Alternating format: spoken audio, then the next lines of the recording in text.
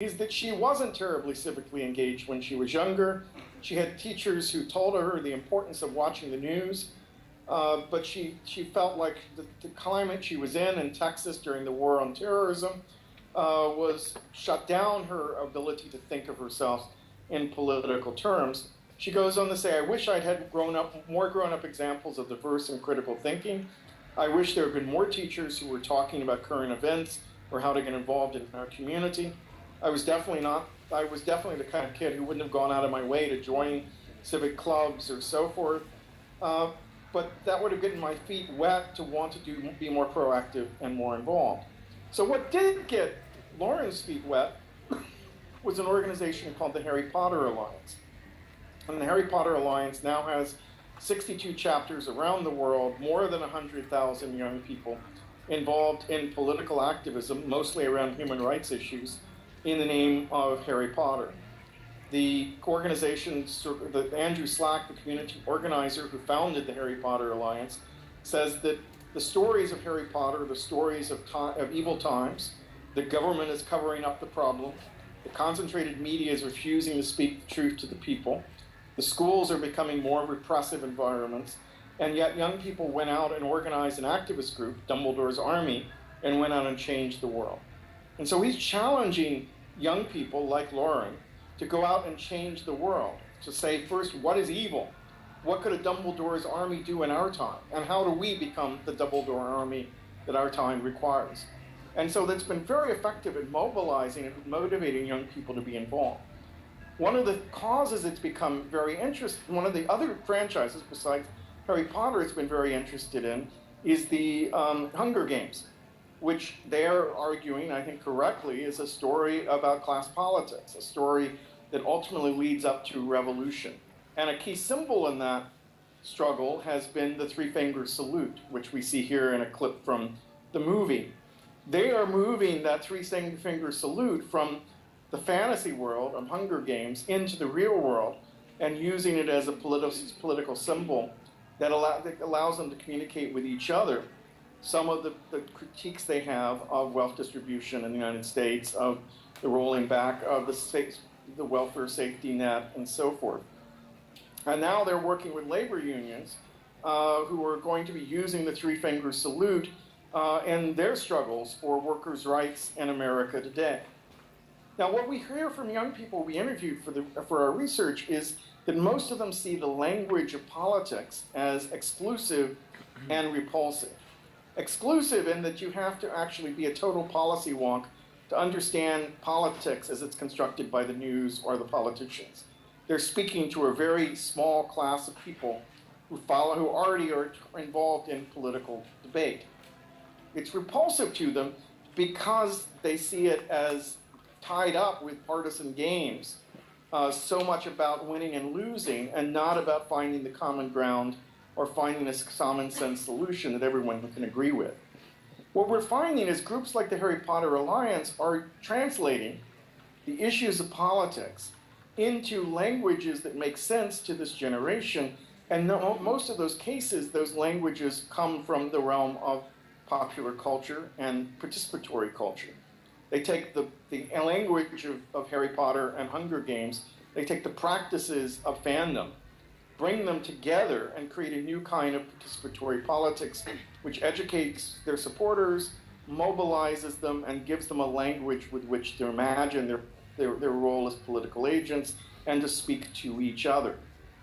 We are finding these behaviors across a number of case studies we're looking at: Harry Potter Alliance, Invisible Children, another fan activist group called Nerd Fighters, the Dreamers, young undocumented youth in the United States who are fighting for citizenship and education rights, Students for Liberty, which is a libertarian organization, and various networks of American Muslim youth are the kind of key case studies in this new book project. As we do so, we find ourselves pushing back against some of the ways others have described what politics looks like at the current moment. So the picture of the man there is Malcolm Gladwell. He wrote a piece in The New Yorker which talks about Twitter or Twitter revolutions, Facebook revolutions, and we see several problems with his critique. What he does in the article is compare today's Facebook revolutions with the civil rights movement for African Americans in America during the 1950s and 1960s. One of the problems is he's comparing... I'm really sorry to interrupt, but you have only 5 more minutes. We have a really close program. We're about 5 minutes from the end of the talk, and we'll be ready. Okay. So, the key issue here is that we're comparing platforms with movements. So we could talk about the civil rights movements of the 1950s as a telephone revolution. That is, Martin Luther King here is shown talking to the telephone through his supporters across the North, across the South. But we would never reduce that movement to a telephone because, in fact, its movement was conducted by every available media. The second claim Gladwell makes is that there's no risk involved for these young activists, but that's to confuse the online space with the total experience. And again, as we're seeing, these young people are moving from online to spreading of messages back to the real world. So here we see symbols of marriage equality that came out around the gay marriage debate in the United States. And what we saw was young people who changed their Facebook picture, which seems on the surface a relatively trivial matter, ends up finding themselves engaged with lots of heated conversations with their parents, with their youth ministers, with their teachers, with their classmates who might disagree with that position. So in fact, they are taking risks. They're taking risks on the ground that is having a large effect. We're also seeing that groups, this brand of popular culture is not just fan activists in a traditional sense, but a group like the Dreamers is which is fighting for very traditional civil rights issues, is also involved in quoting the superhero narrative as a way of explaining their own fights. So here, in this case, they're arguing that Superman was an illegal immigrant. He crossed the border into the United States in the middle of the night from a spaceship, got adopted by an Anglo family, and has gone on to fight for truth, justice, and the American way. But what we're seeing is this is a global phenomenon. Here we see Palestinians marching through the occupied territory, dressed like the Na'vis from James Cameron's Avatar, again using the language of popular culture as an international lingua franca to speak to the world about their political concerns.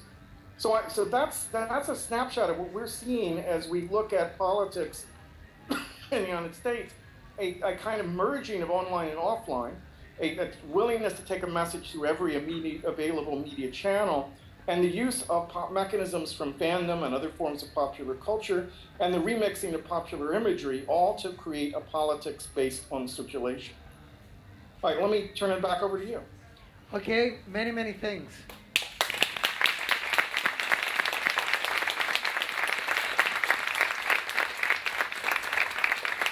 So it has been amazing. Now we are going to continue with the program, and we will back to you, okay?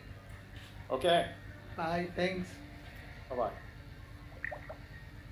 Bueno, por supuesto, lo primero de todo, perdón por todos los problemas técnicos. Ha sido un poco como cuando durante la Revolución Soviética, ya sabéis que retiraron todos los cuadros del Museo de San Petersburgo y de alguna manera todos los guías iban mostrando los marcos donde habían estado aquellas obras, iban diciendo, como podemos ver en estos grandes cuadros mitológicos, ahora aparece Europa, ahora aparece Zeus, y bueno, de alguna manera activábamos mejor nuestras mentes que viendo la imagen. También era interesante, ¿no?, ver precisamente los márgenes de esas imágenes, que muchas veces no reparamos en ellas, ¿no? Estaba hablando de esa gran investigación y de repente que estaba puesto en una letra minúscula, and research team, con unos nombres minúsculos, y era justo lo que estábamos viendo. Nada, simplemente pediros de nuevo disculpas. Vamos a continuar, ya sabéis que vamos con un pequeño retraso. Bueno, Marisol, todo preparado para Marisol, y después de esto pues continuaremos con la charla. Gracias, Iván. Muchas gracias por esta buenísima acogida. A todos vosotros, a Ruye, el director del festival, y al comisario Iván López Munuera y a mi compañero Abel. Gracias, pero también una queja. ¿Cómo me hacéis hablar después de Henry Jenkins? Porque ahora, ¿qué voy a decir? ¿Qué puedo aportar yo sobre el fenómeno fan después de Jenkins, ¿no? Cuando es absolutamente referencia. El caso es que, mientras estaba escuchando a Abel, bueno, pues encontraba una relación que ahora, si nos va a hablar de la Coca-Cola, ¿qué relación puede haber con Bob Dylan? Pues el caso es que viendo las imágenes que nos han mostrado, en las que había tantísimos cambios de looks y tal, estaba pensando constantemente que muchas de ellas tendrían que ver, por supuesto, con una campaña publicitaria que iba destinada a un tipo de público determinado por cuestiones de marketing, ¿no? Y en ese sentido, mi charla, la que voy a abreviar muchísimo, voy a ser muy breve, tratando de dinamizar, lo que aborda es la perspectiva de la publicidad, el fenómeno fan, cómo es movido, potenciado, estimulado y a veces manipulado por la publicidad a nivel de marketing, pero sobre todo a través de la música. Tengo aquí el mando, espero que confío en que funcione. Si no, ven para acá. A ver, sí, igual no estoy, perdonad. Ay, perfectamente. La Coca-Cola, bueno, todos tenemos en nuestra retina imágenes a lo largo de nuestra vida del fenómeno Coca-Cola y de cómo han ido adaptando a los tiempos que corren, pues desde el tipo de actores que se utilizaban, la estética. En un principio la Coca-Cola, cuando pensamos en una Coca-Cola pensamos en la botella. La botella ha tenido una evolución de la cual os quería hablar, me parecía curiosa, pero creo que eso me lo voy a saltar. Conocéis todos la última campaña que recurre, dice, comparte una Coca-Cola con, y bueno, siempre el nombre de Marisol no está, porque yo he bebido muchísimas Coca-Colas y el de Marisol no está, pero encontráis muchos vuestros nombres. Intentan siempre utilizar en imágenes el rollo emotivo, ¿no? Que de alguna manera nos despierte cierta emotividad y se acerque. Por eso, en un principio la Coca-Cola sobre todo apelaba a lo familiar y a ese momento de descanso. Vemos 50 años de Coca-Cola desde el... Bueno, 50 años en el 36, o sea, imaginad, desde 1886 cuando se publicitaba además como una bebida que estaba hecha a partir de fundamentalmente hoja de coca y toda esta historia, pues como la evolución de la publicidad se ha ido hacia, desde lo familiar, de compre usted para, en la cesta de la compra lleve siempre Coca-Cola, a fomentar lo de el momento en el que te refresca, el momento refrescante del día, hasta el punto de que el propio Papá Noel te recomendaba que para ese momento, el momento Kit Kat, pues era el momento de la Coca-Cola. Papá Noel es una figura emblemática en todo el contexto de la Coca-Cola, de cómo la publicidad nos ha ido influenciando y ha cambiado nuestro imaginario colectivo, porque en un principio era, bueno, estaba caracterizado con otros colores y adoptó los colores corporativos de la Coca-Cola a partir de que se dieran cuenta de que era pues, una imagen candorosa que podía atraer a ese público familiar que tanto consumía su producto. Pero en un principio, pues desde San Nicolás hasta como conocemos el Santa Claus de ahora, de las películas norteamericanas, pues como podéis ver ha variado mucho.